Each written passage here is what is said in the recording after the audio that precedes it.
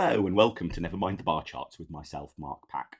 Or rather, welcome to something slightly different, because this time I am reproducing an interview that James O'Malley of the Abundance podcast did with me, talking about my experiences as a member of the House of Lords and the mysterious problem with secondary legislation that most people don't talk about. I hope you really enjoy this interview, and if you do, please do go and subscribe to James's podcast. It's called YIMBY Pod.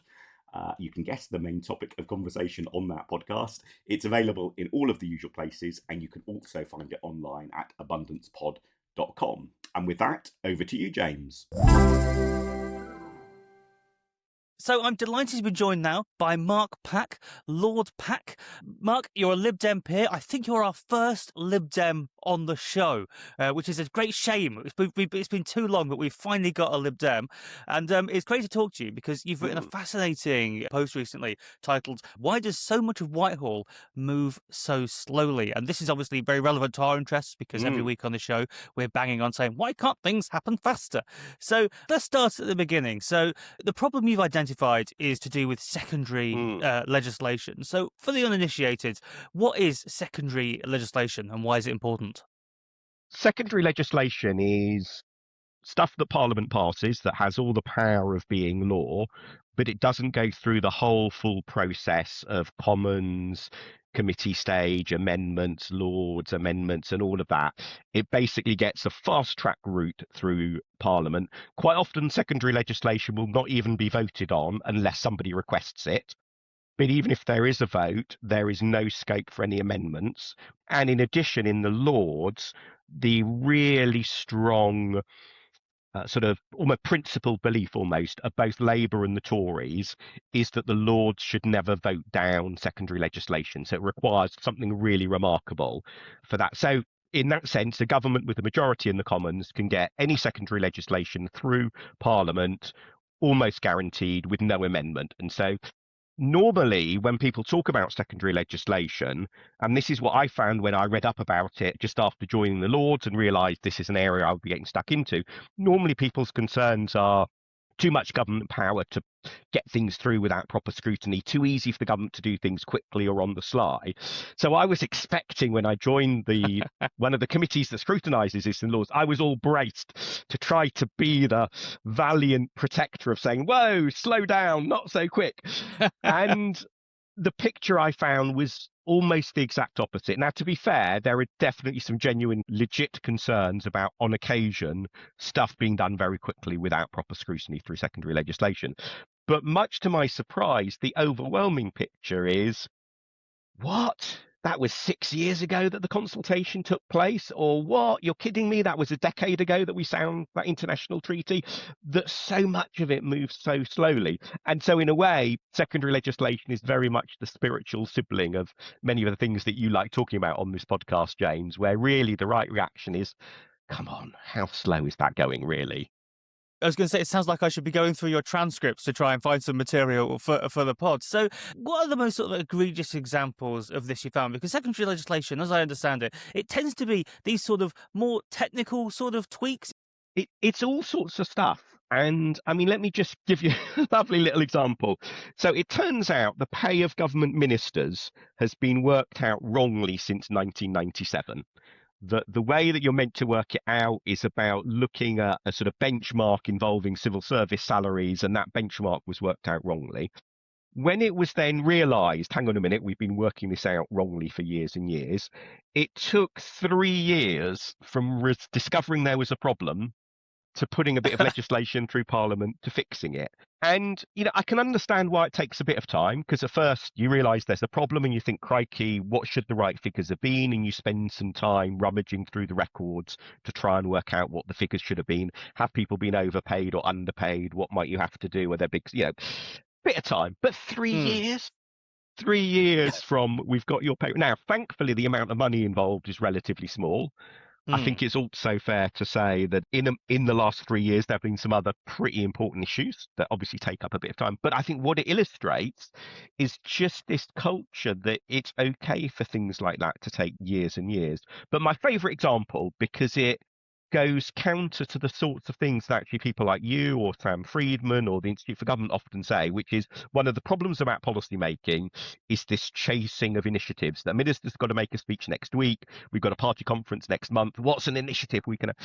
And Mm. and so I think that does explain some of the problems we have with policy making. But take this example, Martin Lewis, his Money and Mental Health Policy Institute.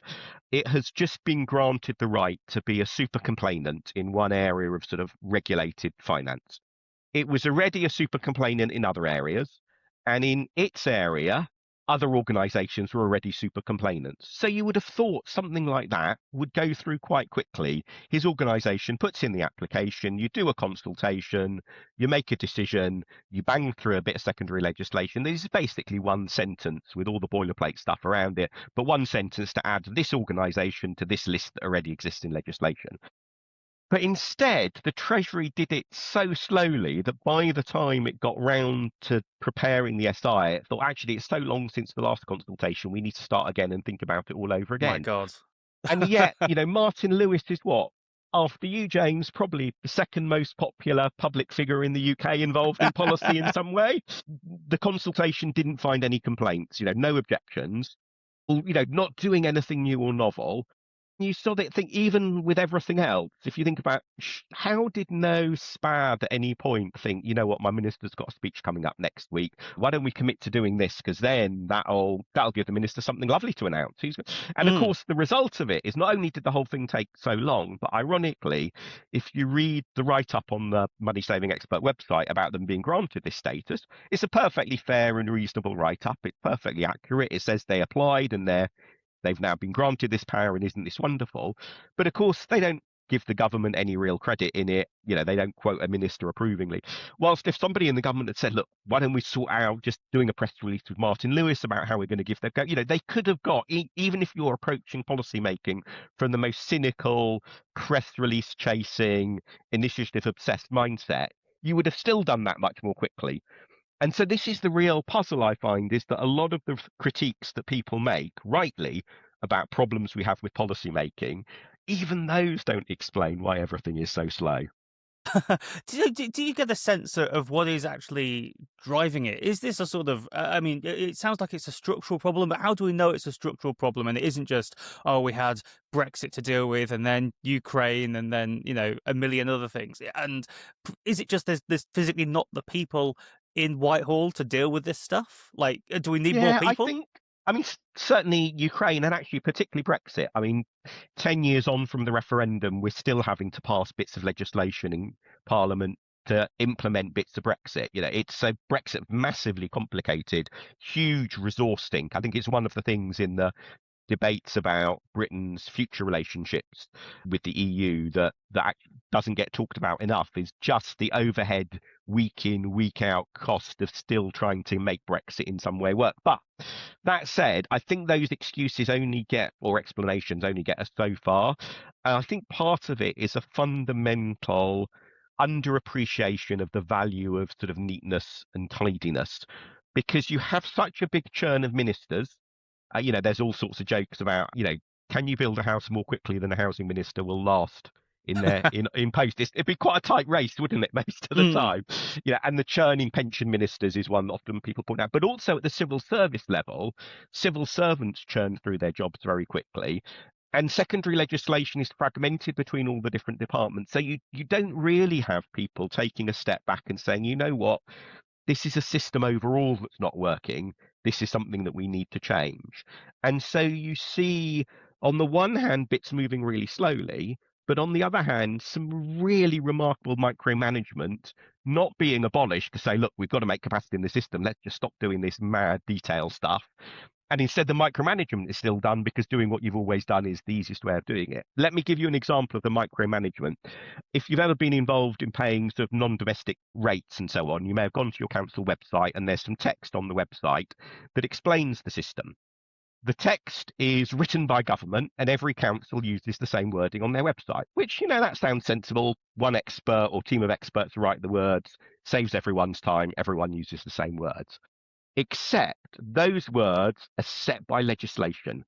So if you want to move one word in that wording, you want to change one don't to do not, Parliament has to legislate, has to pass a bit of secondary My God. legislation. It is just, and you think, why does Parliament have to legislate to tell councils exactly what punctuation they're allowed to use on their pages, on their websites, explaining how a bit of the tax system works? We don't have that sort of obsessive micromanagement in any other, across all the rest of tax. You can put up whatever wording you want on this podcast website explaining how a bit of the tax system works. It's not like you have to get legislation from government to tell you what you're allowed to say. And we've had 3 of those SIs now this decade alone. And so again, I think if you take the step back and think, well, hang on, the problem here is not the government doing stuff on the sly really quickly, or at least that's the problem maybe occasionally, but that's not the broad brush of the picture. If you take the step back and think the problem is slowness, and then you say, well, how do we free up capacity in the system? You then start spotting things like this. But at the moment, there's seems to be very little of that strategic view. Now, one could perhaps make some comments about the current government and how good or not it is at strategy, but I think the previous Conservative governments were not particularly good either. And I think part of that is because everything is so fragmented. What it needs is, one of the country's top political podcasts to make this a campaigning issue, to force it up the political agenda, clearly.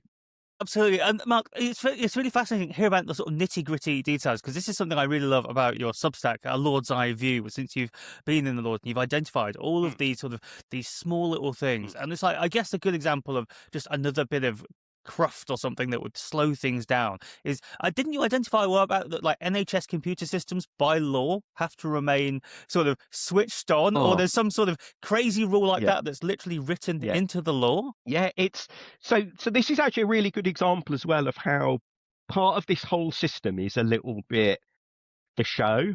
So the details of the contracts between the NHS and GPs is set in legislation by Parliament. So when the NHS negotiated with GPs to say, look, we want you to, put it simply, keep your computer switched on overnight so there can be data sharing across the NHS, Parliament had to change the legislation to change that provision. Now, you can see why at some point in the past somebody might have thought, well, the relationship with GPs is really important, we need some sort of parliamentary influence or control over it. But the problem is, when you've got GP contracts in that sense defined by secondary legislation, is firstly, it makes everything slow and everything cumbersome to change.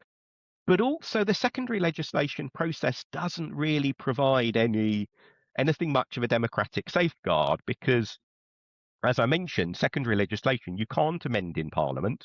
A government with a majority in the Commons will always get it through the Commons. Secondary legislation gets very little scrutiny in the Commons, although in the Lords, you might expect me to say it, we do a better job at scrutinising it, but we've got the 2 biggest groups committed to never voting it down. So although it might seem reasonable that you've got some parliamentary control over it, actually in practice, even if there was a big fuss, you could imagine what the government minister would get up in the Lords and do.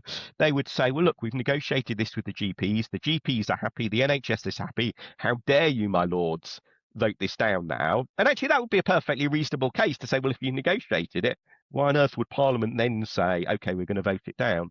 So I do think, again, it comes back to that sense of, you can see why with churn, every minister every time is going to think, let's just amend the contract the way we've always done it. Why would I want to take on the extra work of trying to dare do something a different way? There's a really strong incentive to not do things differently. It's a similar thing with police contracts, which again, we had to legislate in Parliament to change the details about the extra driver training that police drivers have to get. And again, you think, I mean, come on. Why is Parliament legislating? And you can see, if you roll the clock back a few centuries, or at least, say to the 19th century, the development of the modern police force, why people might have been worried about what might the police get up to. So you want some quite tight parliamentary scrutiny and control. But again, it just becomes a bit of a sort of Potemkin safeguard, because the government can still actually do what they want. So it just makes everything slower and more time consuming. Does this go back to another theme we often hit on our podcast about sort of how weirdly centralised Britain is compared to other places? The fact that Parliament has to take care of all of this, and there isn't the sort of other institutions at a lower level where you can say, no, you figure out the detail on this. Exactly. I mean, like the the website text explaining bits of the tax system. I mean, I don't know, maybe other countries that we think of as more decentralized do have governments setting all that sort of wording in a mandatory fashion. I must admit, I've not explored in detail how France and Germany legislate over tax wording in their countries. Maybe I should do. But it certainly seems that way, that there is a weird sort of a centralizing obsession in that sense, which I think comes from often a lack of trust in local councils. And if you think about some of the examples that I've mentioned, often they originate from periods where the relationship between central government and local government was very poor and often quite confrontational. But yes, that comes back to a centralizing instinct where in a different environment you'll think, oh, this is bonkers. Maybe have somebody write one set of wording that everyone copies, but why on earth would Parliament tell the councils whether or not you're allowed to put a semicolon in the middle of that sentence or not? You've clearly identified a real issue here, and like you say, it's sort of spread across all these different things. There are so many different examples of this phenomenon. But are there any ways we can fix this, do you think? Are there any obvious, can we write a new law that says be less pernickety about the wording of things or something? Is there a sort of generalizable way of reducing this as a problem? Sure, there is, but I don't know what it is yet. Is I think the honest answer, because what strikes me is that when you start talking to people about this, who have, say, been involved in dealing with secondary legislation or been involved in scrutinising, have been ministers, been in the Lords for years, whatever, people absolutely recognise the problem. But the fact that it is such a widespread, long-running, sort of deeply rooted problem means I think I'm a little bit wary of the idea there's just one magic solution that if only this was done. But I do think part of it is about drawing people's attention more regularly to these problems and why they are therefore worth thinking about and fixing. And so I think part of what we can do, and I think the committee that I'm on, the Secondary Legislation Scrutiny Committee, we've been increasingly doing this over the last year, is highlighting these issues a lot more. So step one is definitely bring much greater attention to the fact that there are these problems, and also trying to in some way document the scale of the problems. So one area that we've not really talked about but is also affected by this malaise is the government being very poor at setting the right levels of fees and charges for all sorts of things. And the Public Account Committee did a really good report early this year, which actually began to put some numbers on the scale of the problem. So I think we're in that sense at those early stages, and hopefully a little bit further down the track, it will start to be possible to work out what the solutions are. As I know you're very interested in AI, I do wonder if AI is in part going to be part of the solution. I think, there are lots of reasons to be skeptical and cautious about how many errors AI makes when you ask it to research stuff and all of that sort of stuff. But I think AI potentially is helpful in that normally when you introduce a big IT change, one of the things you do as part of that is you've got to tidy up your data in your systems. If you're going to introduce a new computer system and you've got to code a whole load of processes, that's when you realize you've actually got 4 different ways in the organization of doing the same thing, and maybe you should reduce it to just one. We saw this with the Government Digital Service. A large part of when it was in its heyday, a large part of what it was doing was actually documenting and therefore forcing the simplification of stuff in order to be able to digitize it. So it may be that the government could be persuadable to think that as part of its sort of apparently genuine zeal for introducing AI, that actually tidying stuff up, moving some of the rough edges, clearing out some of the detail that's not needed, is one way of preparing the ground to make AI a more useful addition to government processes. The other is, I think that as AI tools get better, you can begin to use them to help compile with lots of human cross-checking, important to emphasize that, but to help compile even more of the examples that I've talked about. Because one of the things that's hard to measure is how slow is slow, because you have to look at lots of different bits of information to come up with an idea about how is this SI slow? Is it based on a consultation? What were the dates of the consultation? Is it based on an international treaty? When was the treaty signed? And prior to that, when did Britain agree that it was going to sign it? Because that's when you could have started. There's lots of, and that's the sort of task that's very slow and sort of labor intensive to do manually. And it may be that as AI tools develop, we can also begin to get better at bringing those things to light. And so you could imagine in a future world, a minister saying, you know what, I want to speed this stuff up.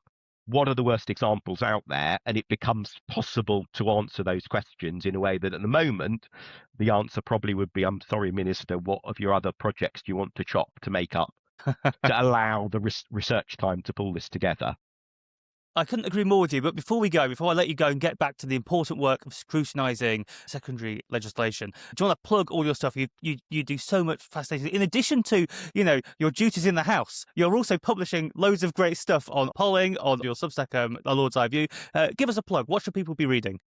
Crikey. How long have you got? But no, let me just plug two of the things, if I may. So firstly, I've got my weekly newsletter about opinion polls called The Week in Polls. And then secondly, I've got my more intermittent email newsletter about work in Parliament and the sorts of stuff that we've just talked about called The Lord's Eye View. Both of them available for anyone to sign up for free. Week in Polls also has a paid for version, but there's a free version of both. And I should just say, I find it a really useful part of being a parliamentarian, having at the back of my mind, what's the bigger picture here that runs through all of this detail that I'm seeing that might, say, turn into an interesting newsletter post? Or what's the nuance behind the opinion poll that I might want to write about? Because otherwise, there's a real risk in politics if you just graze across the surface of various bits of detail, or you pay attention to a few opinion poll headline findings that suit your pre-existing views. And so I find actually writing those newsletters is quite a good discipline to sort of trying to root myself in a little bit more detail of getting to some of the substance. But yeah, please do sign up. Week in Polls and Lord's Eye View. Fantastic. That's what I tell myself whenever I'm writing bitter screeds about my nemesis. I'm like, this is actually very high-minded. I'm actually thinking things through. Anyway, Mark, we'll put links to your fantastic stuff on YIMBYpod.com. But for now, Mark Pack, thank you very much. Many thanks to James for letting me reproduce the interview here for Nevermind the Bar Chart listeners. And as I said at the beginning, James runs an absolutely great podcast, so please do go and hunt out YIMBY Pod in all of the usual places. Thanks very much for listening.